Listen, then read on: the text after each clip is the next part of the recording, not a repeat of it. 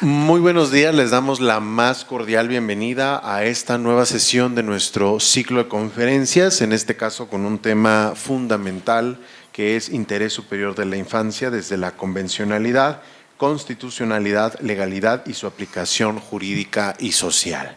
Le damos la más cordial bienvenida, agradecemos su presencia, agradecemos también a nuestras autoridades, la doctora Sonia Venegas Álvarez, directora de la Facultad de Derecho, y la maestra Saramis Palma León, secretaria general de nuestra Facultad de Derecho, por las facilidades para la realización de este evento. Para dar inicio, me voy a permitir presentarles a las y los extraordinarios ponentes que nos van a acompañar el día de hoy. También saludamos a nuestro querido maestro Marco Antonio Madrigal Ortega, que es la cabeza detrás de este ciclo de conferencias y que ya es el tercer semestre que nos ha colaborado con la organización de estos foros, tanto de derecho procesal penal como civil, para hablar de los ámbitos de relevancia jurídica. El maestro Marco Antonio Madrigal Ortega, por supuesto, es licenciado y maestro en Derecho por nuestra máxima casa de estudios. Se ha desempeñado principalmente como abogado litigante, incluso consiguiendo criterios jurídicos de la Suprema Corte de Justicia de la Nación, además de litigio estratégico en materia de derechos humanos y, por supuesto, en materia de derechos de la niñez. Particularmente es profesor de nuestra Facultad de Derecho, donde también es miembro del Colegio de Profesores de Derecho Civil. Les pido un fuerte aplauso para él.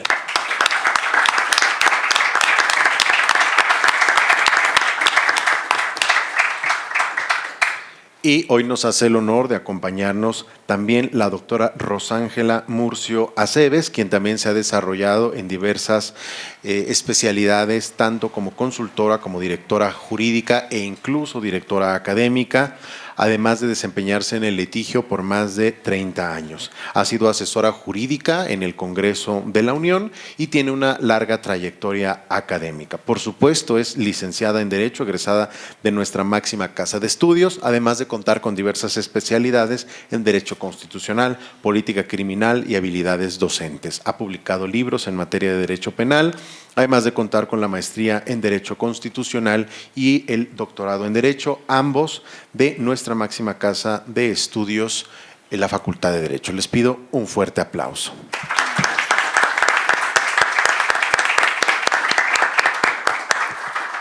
En este sentido, cedo la palabra para dar la primera charla a la doctora Rosángela Murcio Aceves. Muchas gracias. Bueno, pues muy buenos días a todos ustedes, agradeciendo de antemano la cordial invitación que se me hace para hablar de un tema súper particular y que actualmente, de acuerdo a los parámetros de convencionalidad, pues entraría en juego mucho los criterios de aplicación por parte del Estado mexicano. Recordando algunas condiciones básicas para poder plantear situaciones reales, que creo que a ustedes sería el punto más crucial que les podría interesar. Primeramente, ustedes recordarán que México, si bien es cierto, había firmado tratados internacionales desde la Convención de Belém do Pará, Declaración Americana de Derechos Humanos, pactos de derechos civiles y políticos, entre otros tantos, convenciones en materia laboral, en materia penal, etcétera. Desde los años 70 no había hecho un cumplimiento eficaz de estos tratados, principalmente por la estructura constitucional que antes del 2011 se venía gestando. Y ustedes recordarán tanto el contenido del artículo 1 de la Constitución como el referente al 133, el cual pues establecía dos parámetros diferentes. Primeramente se decía que el primero constitucional pues nos hablaba principalmente de los derechos que tenía todo individuo, que al encontrarse dentro del territorio nacional gozaría de las garantías individuales que la Constitución consagraba o nos otorgaba, lo cual implica palabras con muchas dimensiones y muchas restricciones, porque en el momento en el que hablamos primeramente de personas, de sujetos, perdón, de individuos, únicamente nos restringimos al parámetro de las personas físicas. Y segundo, hablar de aquello que se nos otorga era porque el Estado mexicano en su momento, de manera, quisiera yo pensar que no maquiavélica, pues únicamente nos daba ese mínimo deseable que estaba constituido dentro de las garantías individuales. Y era como hablar de el mínimo deseable digno, vida digna, trabajo digno, educación digna, todo era digno, pero no me pregunten qué significaba lo digno en aquel entonces porque no había mucha claridad. Esto va a venirse a revolucionar, producto de diversas resoluciones de la Corte Interamericana de Derechos Humanos, que podemos mencionar casos Ongolica, algodonero emblemático del 96, podemos mencionar Aguas Blancas, entre muchos tantos, en donde la Corte Interamericana, después de varios requerimientos al Estado mexicano y varias recomendaciones, pues sí hace alusión a la responsabilidad que adquiere nuestro país a nivel internacional a partir del artículo 27 de la Ley de Tratados de Versalles, en la cual pues todo país que se adhiere a estas convenciones internacionales adquiere un principio de obligatoriedad. Y entonces México, insisto, durante décadas pues se hacía a un lado. Y eso argumentando que había una condición que no operaba en nuestro país, que es el 133 de la Constitución, lo cual lo hacía inoperable, o sea, inoperante. ¿Por qué? Porque ustedes recordarán que cuando hablamos de la supremacía constitucional antes del 2011, esto implicaba que nada por encima de la Constitución, todo por debajo de la Constitución. Y entonces, ¿qué sucedía si un tratado internacional era celebrado por nuestro país, con todas las formalidades que la Constitución preveía, pero no estaba previsto en su regulación fundamental dentro de la Constitución? ¿Podía haber sido aplicado? Pues no, nada por encima. Ahora, después del emblemático caso Radilla, en el cual el Estado mexicano ya no tuvo de otra, porque casi nos hicieron un estudio muy pormenorizado de aquellos aspectos que tendríamos que haber renovado dentro de nuestro espectro constitucional para ser cumplimentado. Es así como se va a dar estos cambios fundamentales en el 2011 a partir del artículo primero, en el cual ya no solamente estamos hablando de individuos, estamos hablando de personas. Y segundo, el Estado mexicano está hablando de una palabra que nos da todo el espectro en el cual tenemos que aplicar la convencionalidad, que es el reconocimiento. Esto pues, nos lleva a plantear que los derechos humanos pues, nadie nos los regala, los derechos humanos nadie nos los otorga, sino es parte de nuestra condición desde el nacimiento. Desde el momento en el que nosotros somos contemplados como humanos, ya contamos con ellos. Y entonces la labor de reconocimiento del Estado mexicano adquiere una serie de obligaciones que antes pues, no se veían pactadas. Por ejemplo, pues no solamente reconocerlos, sino protegerlos, procurarlos, informarlos, restaurarlos, etcétera. Y dentro de este artículo primero, un párrafo que no debemos olvidar y que viene a colación para el tema del día de hoy, es plantear el tercer párrafo en el cual se establece la obligatoriedad de convencionalidad y constitucionalidad para las autoridades. Y entonces la propia Constitución nos dice que todas las autoridades tendrán que ser vigilantes, protectoras, propiciar el cuidado y aplicación de la convencionalidad, es decir, de los derechos humanos. Esto que implica, en pocas palabras, que cualquier autoridad, sea del Poder Ejecutivo, Legislativo, Judicial, de cualquier nivel, está obligada a ser conocedora y a hacer cumplir los derechos humanos. ¿Estamos de acuerdo? Entonces, ojo, acuérdense, tenemos la Convención de Versalles, artículo 27, y tenemos a la par el tercer párrafo del artículo primero de la Constitución. Esto de la mano con la reforma al 133, en el cual pues ya nada hay por encima de la Constitución, y entonces tenemos una jerarquía en la cual de manera horizontal se establece los tratados, la Constitución y a la par las leyes federales, que la regulación entre ellas va en concordancia con el sentido y fin de la Constitución, y es así como la propia Suprema Corte en su momento determina en una resolución que si hay algún tratado internacional cuya convencionalidad pudiera resultar más protectora o no regulada dentro de la Constitución, esta podrá ser aplicada siempre y cuando no contravenga los fines y objetivos de la Constitución. ¿De acuerdo? Va. Entendiendo entonces esta obligación de convencionalidad y de constitucionalidad, quizás el último punto que valdría aclarar es cómo la convencionalidad se inserta dentro de la Constitución. Y entonces lo hace a partir de principios que son derivados de los propios convenios internacionales que México ha firmado. ¿Esto qué quiere decir? Que cuando se firman tratados internacionales en materia de derechos humanos, estos derechos humanos se constituyen como principios que al momento de integrarse en la Constitución y formar parte dentro de la Constitución, se contemplan como derechos fundamentales. ¿Vamos? Ahora, no nos perdamos de la secuencia entonces, ¿no?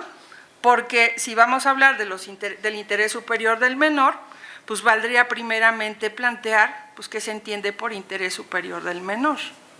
Y aquí, pensando un poco en la interacción con ustedes, para que vayamos resolviendo dudas y esto sea mucho más fluido, así a simple vista, ¿qué podríamos entender por interés superior del menor? Alguien que sea valiente y me dé una opinión breve. Creo que ahora les faltó valor. A ver. Sí. Es donde se pondera principalmente al menor como una instancia o el objeto principal en donde se busca establecer el máximo cuidado o interés para poder proteger sus derechos. Vamos, ¿alguien más? ¿Sí? Necesidades principales y primordiales. Ajá. Como son la comida, alimento, cuidado. Ajá. ¿Algo más? ¿Alguien que quiera agregar algo? ¿Sí? Bueno, que puede abarcar esto del desarrollo, su educación, la manera en cómo es el ámbito familiar y, bueno, es todo lo que constituye la familia, ¿no? Ajá. A ver. Sí. Ponderar los derechos del menor sobre cualquier otra cuestión. Bien. En el sentido, por ejemplo, a la hora de que un juez pone una situación en la que hay un embargo sobre el salario de un padre, ahí está dañando el patrimonio del padre y entonces es un ponderamiento. Es preferible poner una situación un poco perjudicial al padre para poder mantener una situación mejor para el menor. Ay, cuidado. Y ahorita te voy a explicar por qué. Fíjense, parecería que esta visión del interés superior podría resultar un tanto caprichosa. Digo, yo en la experiencia que tengo, alguna vez vi una política del Estado que previó en los medios de comunicación eso de chamaquitos, si en tu casa te golpean y te maltratan, existe el teléfono rojo en el cual tú tienes que marcar para que recibas el auxilio de la autoridad. Y entonces recuerdo una amiga que era mi clienta, me llama por teléfono y me dice, oye, el Agustín nos metió en un problema, un chamaco de 10 años. ¿Por qué? Porque no tenía qué hacer, estaba en su casa, vio el comercial, dijo que padre, empezó a marcar, le contestaron, cosa extraña, ¿verdad? Que las instituciones te contestan con tal velocidad, le contestan y él dice, es que en mi casa me maltratan, en mi casa me golpean, en mi casa me ultrajan casi, ¿no? Yo estoy vejado de mis derechos. Y entonces cuando llegan sus papás, pues resulta que ya está ahí la autoridad, están representantes del DIF, ya les quieren quitar al chamaco, y entonces me dice, ¿qué hacemos? Si aquí no lo tocamos ni con el pétalo de la rosa a Agustín, porque Agustín es sensible, ¿no? Y yo casi le decía, pues deja que el DIF se lo lleve para que aprenda. Pues sí, para que también sea respetuoso de la norma. Y entonces parecería que cuando hablamos, por ejemplo, de la salud emocional de un menor, nos estamos olvidando de los límites que tenemos que plantear. Porque entonces cuando no hay límites, pues el muchachillo hace esto y mucho más, ¿no? Pero esto se va a poner mucho más grave, fíjense, tuve otro caso en el cual una niña, que en aquel entonces tendría 13 años, tiene un grave problema emocional en su autoestima porque ella es hija de un rockero medio famoso, que irónicamente los destinos y los hilos de la vida pues lo juntan con una cirujana plástica, se hacen de una buena relación en un principio, tienen a una bebé y a la par pues él tiene muchas cosas que hacer, tiene muchas giras que atender y se desvincula del hogar, pero eso sí dice, soy responsable de mi hija y entonces de vez en cuando la voy a ver. Cuando puede le manda pensión, cuando se acuerda que tiene una hija pues le manda pensión, pero eso sí por lo menos una vez al año intenta verla. La cuestión es que esta situación se repite por lo menos durante 8 o 9 años de su vida, y por azares del destino su madre fallece. Pero su madre fallece muy previsora, al final médico, creando un fideicomiso que garantizara su educación, su formación, su estabilidad económica, pues hasta que fuera mayor de edad. Dejando la tutela testamentaria en manos de su tío, su hermano de ella. ¿Esto qué quiere decir? Que quien funge la labor de padre, pues va a ser su tío materno. ¿Qué ocurre? Que una vez que fallece la mamá, se aparece el rockero y dice, oye, no, ya me acordé que tengo una hija de la cual, pues pobrecilla debe necesitar de mí. Y entonces le promete y le dice, sí, mira, te voy a ver en Navidad, tú no te preocupes, yo llego para Navidad. Y Navidad, pues él ya se queda esperando y no llega, ¿no? Y así el día de su cumpleaños, y así en algún festivo especial, o sea, promesas no cumplidas. Y cuando se aparecía, pues convivía con ella media hora, porque además era cansado convivir con ella, no tenían mucho afín de qué platicar, se aburría el rockero y se quería ir a su casa. Y entonces decía, mejor en otro día nos vemos, ¿no? Conciliamos y platicamos.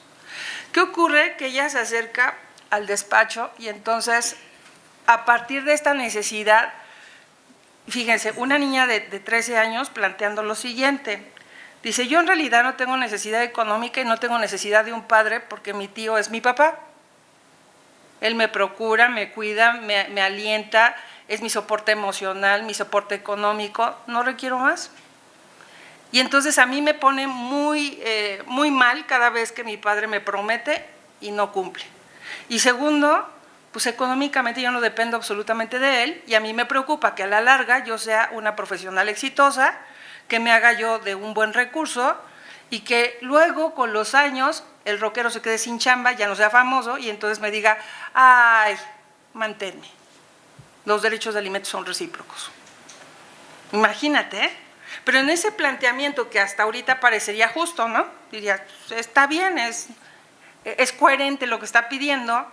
La muchacha dice, pues ¿sabes qué? Yo le voy a pedir a un juez que me quite su apellido. Yo quiero renunciar a la paternidad de este compadre, no quiero que sea mi padre. ¿Por qué? Porque me avergüenza. ¿Se podrá? ¿Por qué no, compañero? La obligación es recíproca, como usted bien dice, de la misma manera que un padre no puede renunciar a la parte potestad del menor, tampoco debería de poder renunciar a su apellido como tal. Pero si te hace daño. Es recíproca, no es una cuestión. Yo creo que a él no le hace daño. Él al final está en el pachequismo y en el rock, ¿no?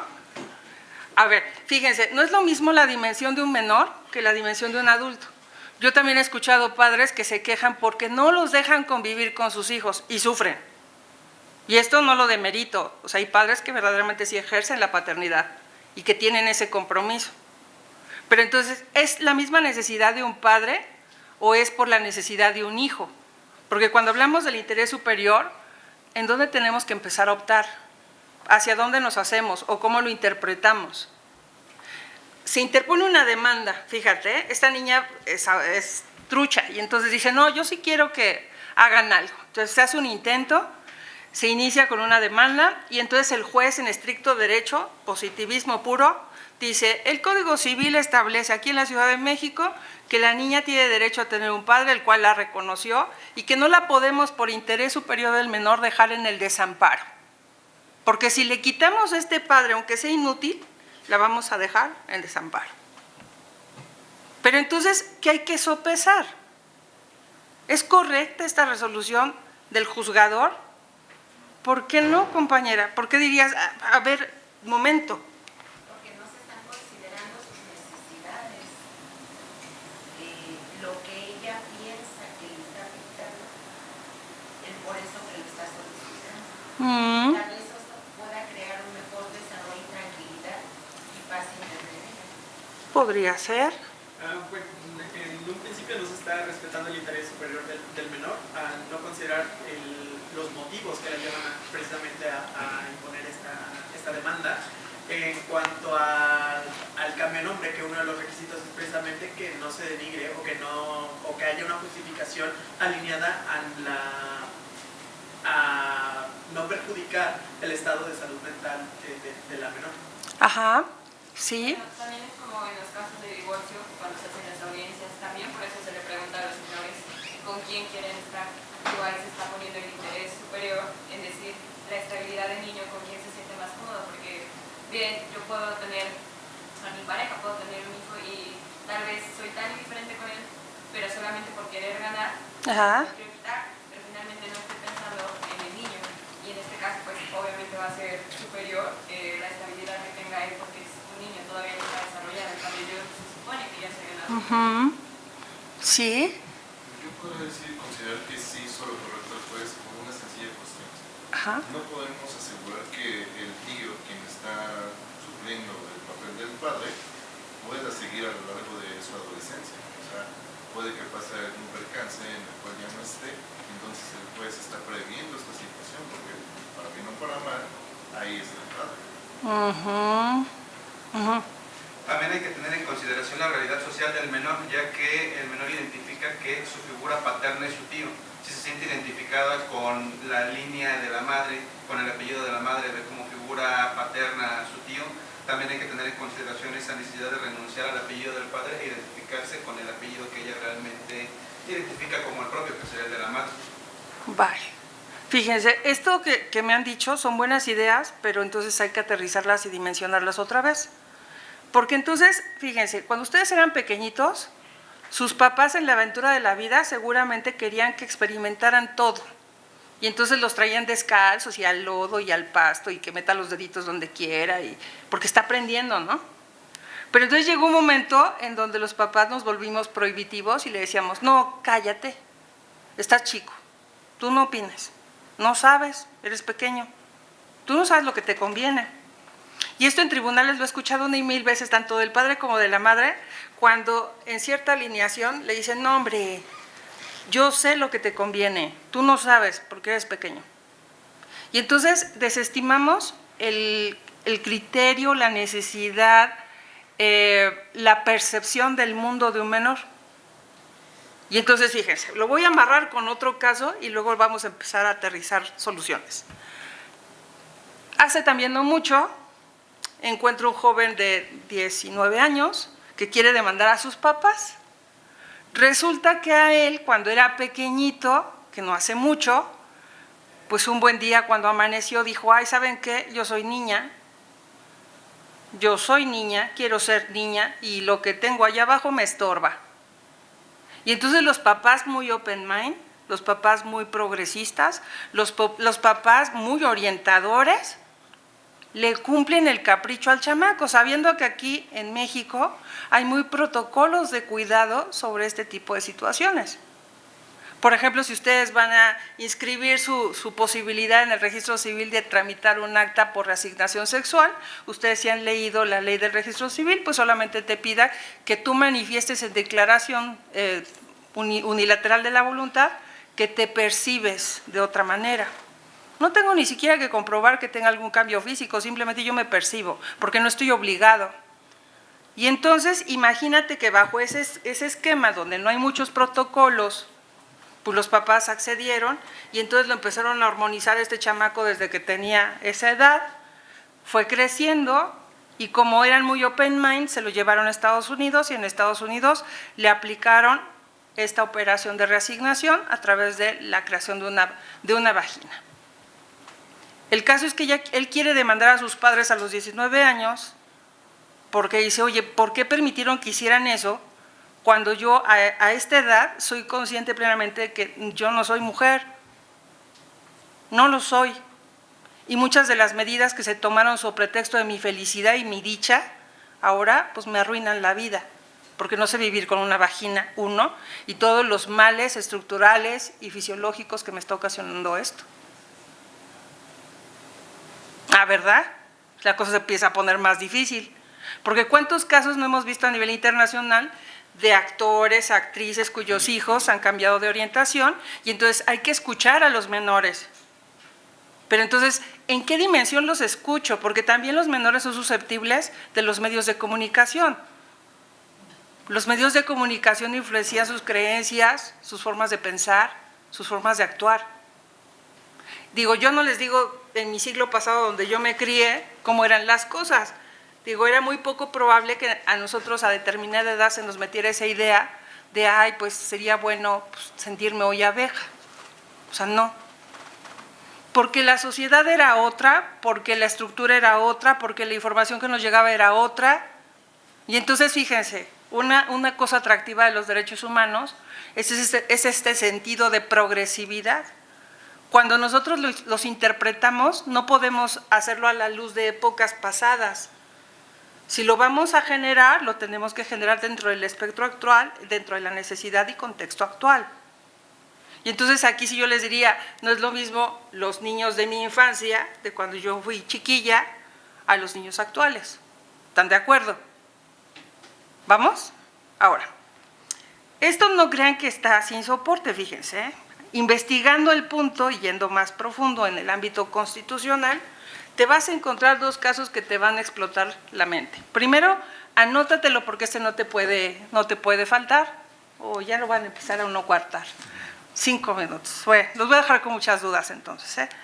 Anoten el caso de Luciana 350/2025 de la Corte Constitucional Colombiana. Fíjense, esta resolución, que no se las voy a profundizar, innova sobre el interés superior por un criterio que se llama el criterio de exigencia estructural progresiva.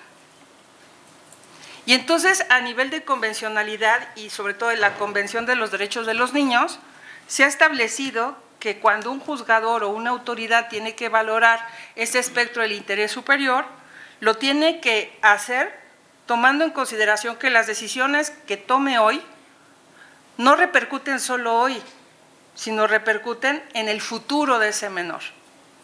Fíjense lo importante que nos está dando este criterio, la importancia que nos está dando este criterio. Esto implicaría que hay que tomar un enfoque de curso de vida.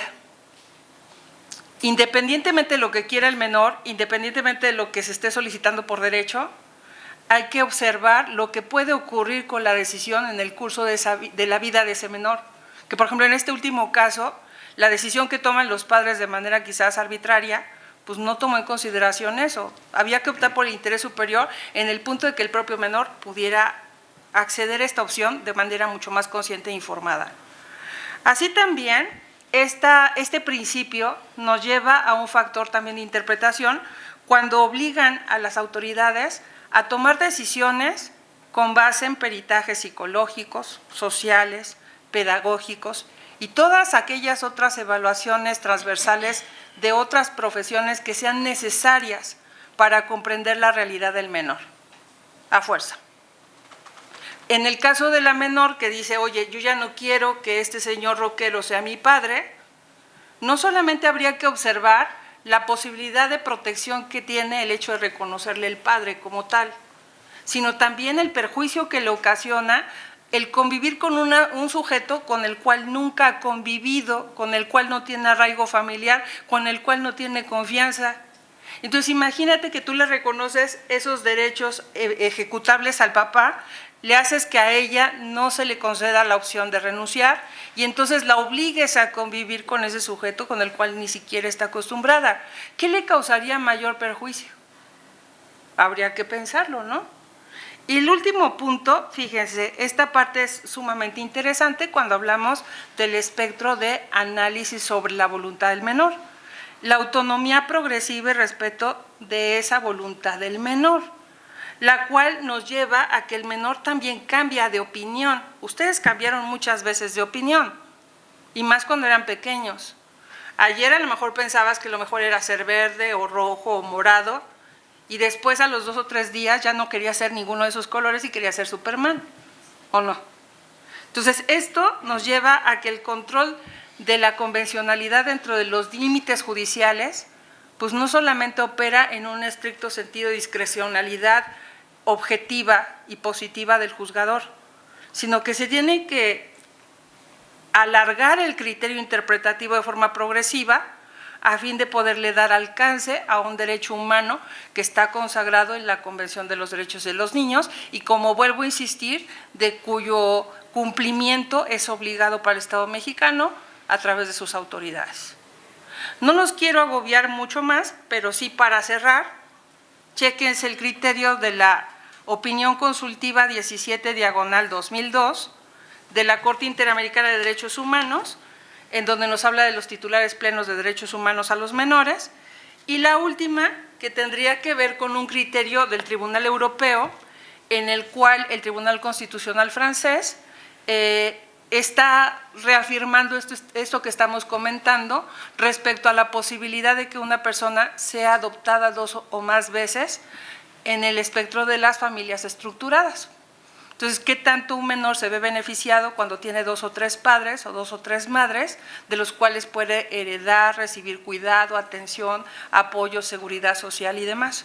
En un primer momento el tribunal francés se va a restringir y va a decir no, porque esto desnaturaliza el concepto de familia. Pero entonces la pregunta, para cerrar el punto, es ¿quién verdaderamente protege con amor al menor y a aquellos a quienes ama al menor o aman al menor? Muchas gracias.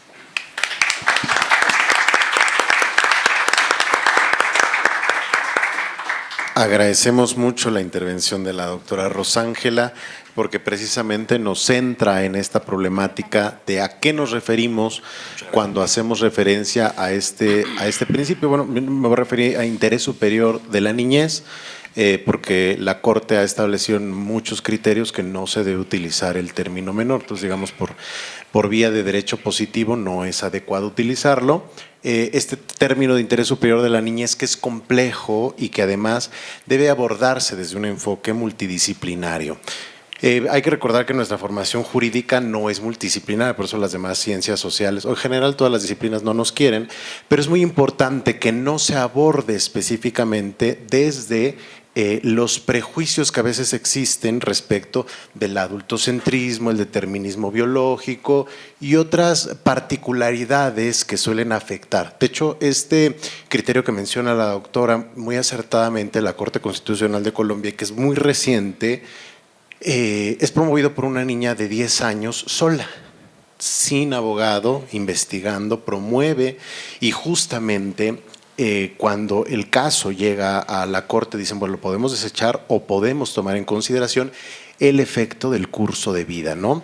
Estos criterios de interés superior de la niñez en muchos casos están determinados por la cuestión jurisprudencial, porque la norma no nos da, ¿no? Aunque, por supuesto, la Ley General de los Derechos de las Niñas, Niños y Adolescentes sí nos habla de la autonomía progresiva. Es decir, yo no puedo tomar en consideración lo mismo la opinión de una persona de 8 años que una de 10, que una de 12, que una de 14, que una de 16.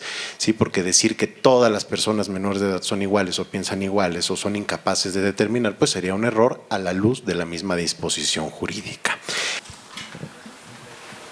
Ya me llené de notitas y de todo. Tenía yo algo en mente y ya me lo cambiaron completamente. Tendría que comenzar diciendo que mi participación tiene como principal finalidad, a partir de escuchar a los ponentes que me antecedieron, tratar de dar una opinión de los derechos del infante, del papel a la práctica, a la realidad. Y entonces tendría que comentar algunos de los temas que dijeron, de que ya no es menor, de que ya no es un chamaco, de que luego fue niño, de que ahora se le debe decir infante. Por mí que le pongan como quieran, pero que lo respeten. Me parece que hemos entrado ya en un estado en el que al negro no se le puede decir negro, al discapacitado no se le puede decir como tal, y además se le han cambiado según como vengan las nuevas legislaturas, ¿no?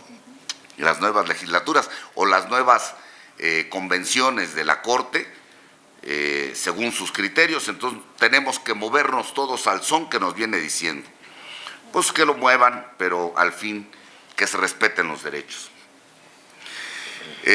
Los derechos del niño, infante, hice una parte histórica donde el primer momento en donde se da ese reconocimiento de los derechos del niño se dan desde 1924 en la Declaración de Ginebra sobre los derechos del niño. Luego, evidentemente, en la Declaración Universal de los Derechos Humanos del 10 de diciembre de 1948. Le sigue la Declaración de los Derechos del Niño emitido por la ONU del 20 de noviembre de 1959.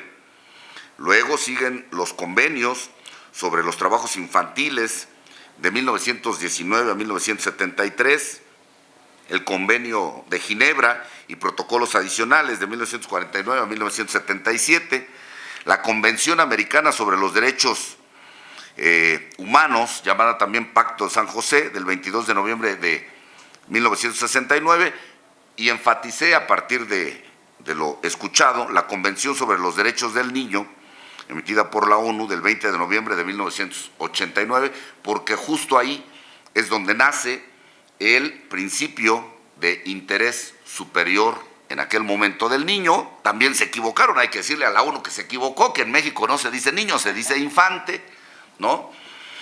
Y entonces traté de hacerme, ya que les había preguntado a la doctora Rosángela Murcio, que por cierto fue mi maestra y mi sinodal, con mucho respeto y cariño siempre, traté de perfilar en pocas palabras qué es el interés superior del infante. Lo considero como un principio que debe de priorizar el bienestar, el desarrollo integral, o sea, hasta que vea el internet y tenga acceso al WhatsApp, la protección de los niños, niñas y adolescentes en todas las decisiones que los afecten. Pero para cumplir con este tema, me parece que debemos de primero romper el positivismo. Es decir, si nosotros conocemos la historia y la gran pelea, así como Dios y el diablo existen, son amigos, son compas o se pelearon quién es padre de quién, entre el positivismo y el naturalismo, me parece que la convención del 10 de diciembre de 1948 logró establecer, digámoslo así, un pacto, una tregua en el que el derecho natural se positivó. Tan es así que hoy en día los derechos naturales no se deben de decir derechos humanos, derechos naturales. Son derechos fundamentales en tanto que ya están positivados. Los derechos humanos existen nada más en la mente, en la idea. Positivados son derechos fundamentales. Y también hay que corregir entonces a los legisladores para decir, a ver, no se dicen derechos humanos, se dicen derechos fundamentales. Entonces, pónganle el nombre que sea. Me parece, como analogía, decir muy claro, el nombre que le pongas al contrato no hace al contrato, sino su contenido. De igual manera, lo que venga como nombre, pues no importa, lo que importa es el respeto. Evidentemente, nuestra Constitución, esto lo estoy poniendo de manera internacional, nuestra Constitución, a partir del rigor que se dio entre el pleito que se echaron entre el artículo primero y el 133, que en mi opinión el 133 quedó rebasado, en tanto que el primero abre el parteaguas para que entre todo el parámetro constitucional, y que después se dan cuenta de que no es bueno reconocer todos los derechos fundamentales que nos da la convencionalidad. Entonces dicen, sí, siempre y cuando no vaya en contra de nuestra Constitución, pues entonces no entren a firmar tratados internacionales y no reciban dinero que les dan por instituciones internacionales, que eso fue lo que les hizo entrar a todos los pactos, no solamente en materia de niños, sino en materia de trabajo, en materia de tortura, en materias penales. Todas las reformas que se han dado no son de a gratis, son porque el Estado mexicano tuvo que recibir beneficios económicos y con motivo de ello firmar esos tratados internacionales, no los firmó de buena onda. Entonces, por eso después tuvieron que retractarse en varias jurisprudencias y están muy claras. Hubo jurisprudencias que dijeron, pues tenemos que entrar en pro, y después dijeron, sí, en pro, pero no tanto, y van para atrás. En la Constitución tenemos el artículo primero, evidentemente, la dignidad, derecho a la no discriminación, el artículo tercero, que habla de la educación, el artículo cuarto, fundamental, la protección de los derechos del infante, el artículo quinto, la libertad de trabajo y la no explotación de los derechos de trabajo del infante, el 18 de la reinserción social, justicia para adolescentes, y el 123, que hay que trabajar y hay que cobrar, pero no tan chavos, y si están chavos hay que hacerlos bajo un modelo regulatorio. Siguiendo, evidentemente, el Código Nacional de Procedimientos Civiles y Familiares, bueno, fue un ahí viene el lobo, ahí viene el lobo. Yo desde que empecé a dar clases, creo que ya estaban en el proyecto del Código Nacional, y mejor lo hubieran dejado como estaba, porque en realidad no sirve, al menos para el tema familiar que nos ocupa, absolutamente de nada. Está rebasado. Todo lo que nos dijo el maestro Avendaño es muy cierto, pero lo veo con mucha pena. No nos alcanza la norma jurídica para proteger a los infantes a la luz del interés superior del niño, del infante. Ya establecí las convenciones internacionales, ya establecí los criterios constitucionales. Podría hablar también de los derechos que nos dan el Código Nacional de Procedimientos Civiles y Familiares a favor del menor, y la Ley General de Protección de Niños, Niñas y Adolescentes, que es una copia o una calca de los anteriores internacionales y nacionales que nos da la Constitución. Problema, y ya dijimos, en México tenemos muchas dificultades para poder tratar como seres humanos los problemas que existen entre parejas, por llamarlo así, cónyuges, si en algunos casos se da. El problema medular donde entra más el tema de la guardia y custodia, es el tema de guardia y custodia, ¿no? Y de la patria potestad de los infantes. No nos alcanza, pero por supuesto, las normas que establece el Código Nacional de Procedimientos Civiles y Familiares, y menos las de antes. Si alguien toma como rehén al niño y se agarran a hijazos, ya para cuando vayan a la audiencia de menor ya está súper alienado. Y que conste que hubo quienes dijeron que no existía el síndrome de alienación parental. Pues no existe, científicamente no existe. Pero eso no significa que no exista la alienación. Y varios se fueron en banda y dijeron, es que no existe, no existe. Es cierto. Me parece que en esa audiencia de menor, y aquí tengo que hacer otro paréntesis, de que los infantes no pueden ser testigos, bueno, yo creo que sí. Sostengo que sí, es más, debería de ser así. Si muchos jueces hoy en día no aceptan la declaración de parte, por sus criterios, bueno, que presten su código, ¿no? Pero la testimonial de infante, por supuesto. ¿Qué acaso los padres no los interrogan? A ver, hijo, me dicen en la escuela que tú le pegaste tal. ¿Es cierto o no? Agachan la cabeza. Sí, papá. ¿Me explico? Por supuesto que tienen conciencia. Evidentemente, habrá que ver lo que decía la doctora Rosángela Murcio. Hay que atender, por supuesto, a la autonomía progresiva, conciencia progresiva que debe de tener ese infante para saber hasta qué punto puede decir sí o no a la verdad. El interrogatorio, bueno, ya nos dieron el parámetro. Si se da en materia penal, ¿por qué no en familiar? O sea, es una aberración ideológica. No, por supuesto que se puede y se debe de llevar a cabo ese tema en materia familiar. Pero hay otro tema al que le llamé simulación o falacia. En todos estos temas de guardia y custodia, de patria potestad, donde están inmersos los derechos del infante, que como dijimos, el interés superior del infante tiene que ver con que sea respetado, priorizado, porque le puede afectar la decisión que se tome. Es una simulación que se propone y se proyecta, pero al 1000 hacia la corrupción.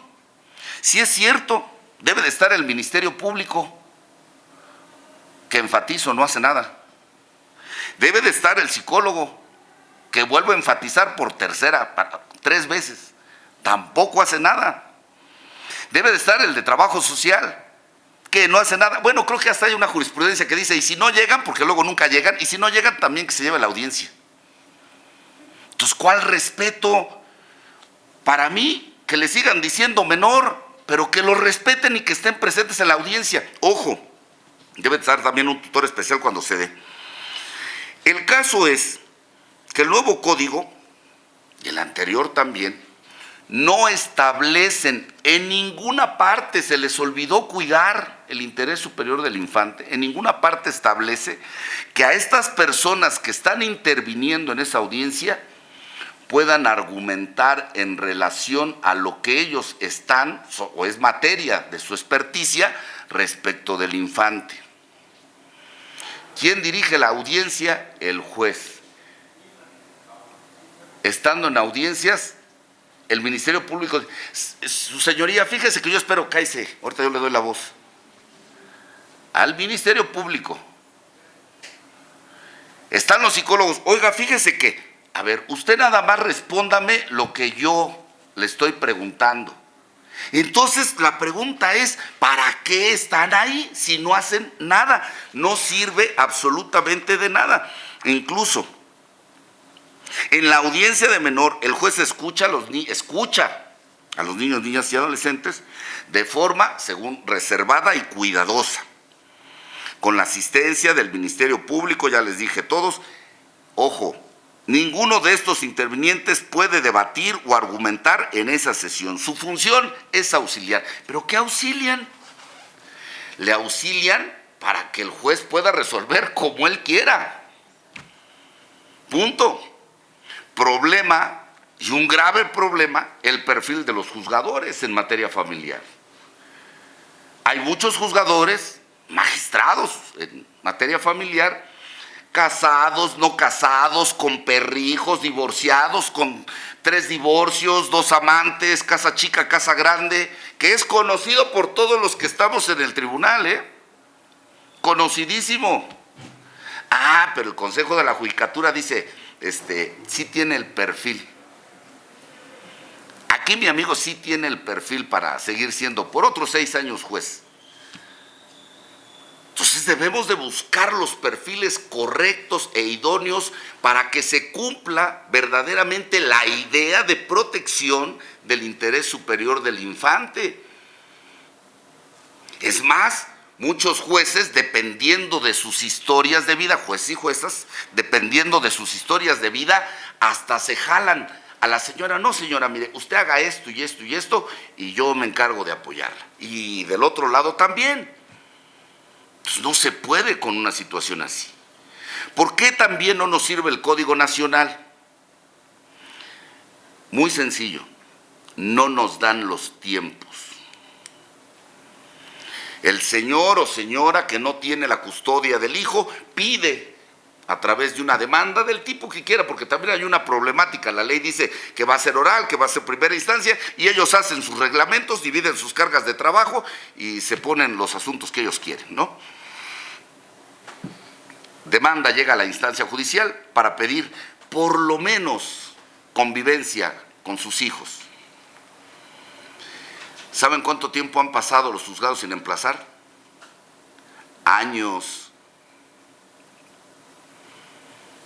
Y como ya también se comentó en este foro, ya para cuando llega, no, pues ya no le dice ni papá. ¿Y usted quién es, señor?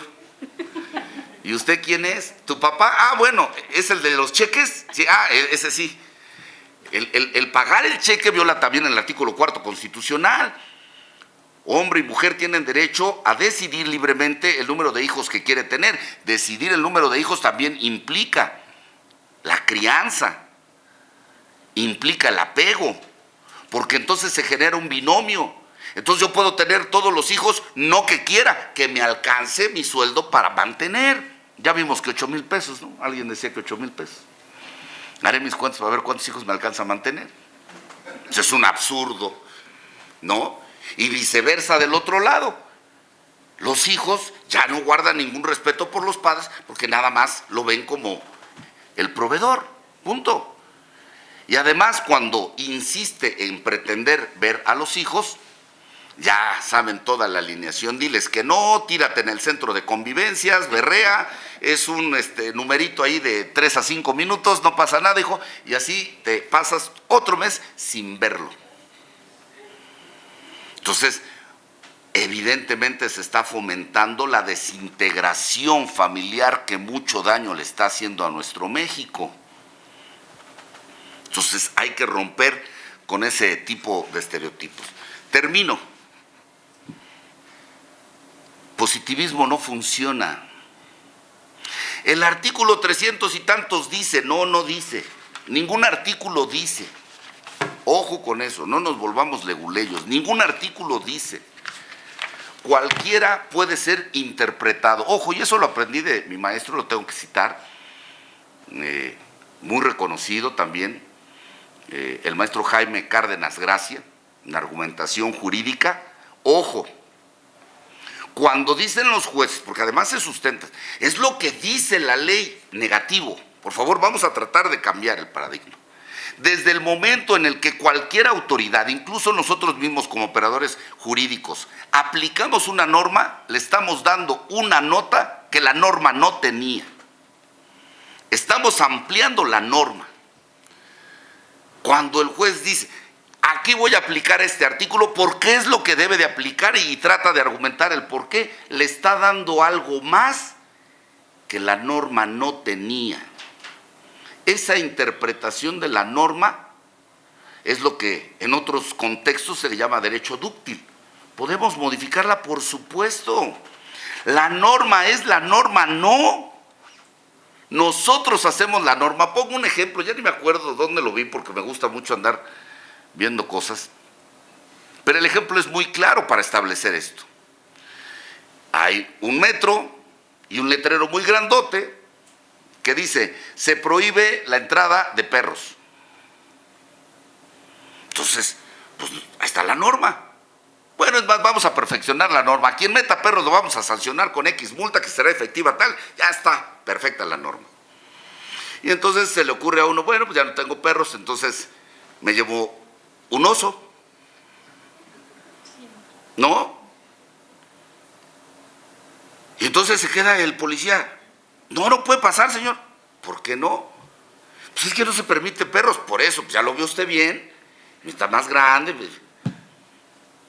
Hasta se sube arriba de una pelota, mire. ¿No? Es un oso. Entonces, ¿qué? ¿Vamos a hacer caso a la norma? Por supuesto que si la norma no permite entrar al perro, menos al oso. ¿Me explico? Pero no debe de decirlo la norma. Nosotros tenemos que tener la capacidad intelectiva para poder discernir, interpretar y aplicar.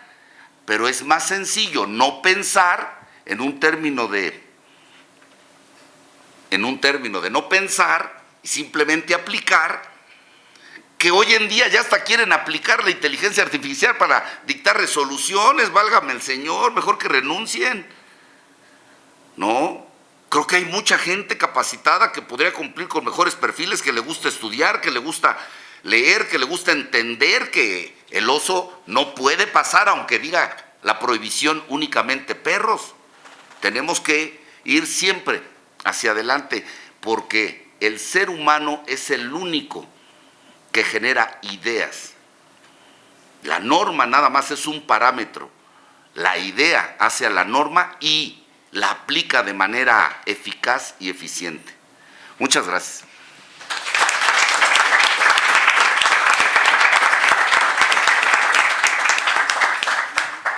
Sí, vamos a concluir. Sé que van a cambiar de clases, pero si alguien tiene una pregunta, una o dos preguntas, que es para lo que nos da tiempo. Adelante. Gracias. Es una pregunta en general a través de la recopilación de cada una de las opiniones de ustedes. Y la pregunta sería, la normalización de la violencia y la indiferencia, así como la cultura adultocentrista aquí en México, ¿podrían considerarlo como uno de los principales factores que limitan las acciones necesarias para priorizar este interés superior de la niñez? Precisamente haciendo referencia por ejemplo, al nulo interés de la creación de leyes, así como la aplicación o ejecución procesal dentro de cada uno de estos juicios que se pueden llevar a cabo, así como incluso al llegar a tomar en consideración el propio interés de las infancias dentro del contexto procesal o constitucional en México. Sí. Esa y todas las preguntas que vayan en el mismo sentido es una respuesta muy sencilla. Nada determina, todo contribuye, ¿no? Es así de claro, nada determina, todo contribuye. Para ponerte un ejemplo más claro, que ahorita me vino en mente, justo ya para cerrar, está el que los jueces, para librarse de toda la carga, mandan a los infantes a que les hagan estudios psicológicos. Y según lo que diga el psicólogo, es lo que se les va a aplicar. La psicología no es una ciencia exacta, pero además hoy en día, dado el valor procesal que le dan, es una de las pruebas más corruptas. En la fiscalía le dieron erróneamente un oficio a una misma persona y fue a una institución del mismo gobierno, de la misma fiscalía, a que hiciera estudios psicológicos, y se lo va a otra institución de la misma fiscalía. Uno dice que sí tiene violencia y el otro dice que no. Ya. Atendiendo esas circunstancias se debe de realizar una serie de estudios, pero mucho más profundos para poder alcanzar esa idea del interés superior del menor y su protección. Bueno, es mi idea, pero si alguien más quiere. Sí, gracias. ¿Quieres comentar algo? No, doctor, primero usted, por favor. Bueno, yo creo que independientemente de la burocratización normativa, hay una pregunta que que de fondo los abogados no nos planteamos a pesar de que trabajamos con los conflictos sociales. Y espero que ustedes en algún momento se lo cuestionen. ¿Para qué tener hijos? O sea, ¿por qué tener hijos? ¿En qué momento de la vida tener hijos? Y digo, es una pregunta que generacionalmente se hicieron quizás mis abuelos, mis padres, yo me la hice y espero que ustedes se la hagan. Gran parte de los conflictos que yo he visto en materia familiar, tanto con implicaciones penales como en el ámbito civil, es en gran parte porque quienes son la parte creadora de ese menor o ese infante no tienen conciencia plena de la responsabilidad que conlleva el tener esa labor de formación y crianza de un ser humano. Y entonces, si no tenemos una conciencia social y educativa del por qué estamos generando infancia, creo que los vamos a violentar de cualquier forma que te puedas imaginar. Entonces, creo que hay que entrarle desde varias aristas, educativas, políticas públicas, burocratización normativa no, ya vimos que no es… Pues si ya no hay… tiene una pregunta porque ya es la una, rapidísimo. ¿Ustedes creen que nosotros como alumnos deberíamos de empezar a tener, aunque sean materias o así que conferencias relacionadas a la lógica jurídica, esto para prevenir la interpretación errónea, incluso el seguir aplicando mal estas normas? Sí, claro, por supuesto, es lo que acabo de decir, o sea, la conciencia, la plática de todos estos razonamientos jurídicos se tiene que aplicar por lógica jurídica y desde luego, pero no nada más aquí, sino llevarlo, aplicarlo a la sociedad, ¿de acuerdo? Doctor. Filosofía. Sí, claro, la filosofía es la ciencia de las ciencias para razonar la realidad y con eso vas a resolver muchas cosas del mundo. Con o sin ley. Así es, con o sin ley, la filosofía es la clave de todo eso. Es aquí ¿por qué los maestros, la institución como tal, no se ha planteado de poner una materia en específico para que nosotros como tal salgamos? ¿Qué podemos sacarse el conocimiento? Bueno, ustedes llevan todo un bagaje programático de materias y en ellas se incluye desde las filosóficas, introducción y filosofía del derecho. Eso sí llevan. Y ya en el posgrado, que esperemos que haya caigas, pues te daremos hermenéutica, argumentación, reforzaremos tus bases de lógica argumentativa y bueno, te digo, opción B, estudia filosofía.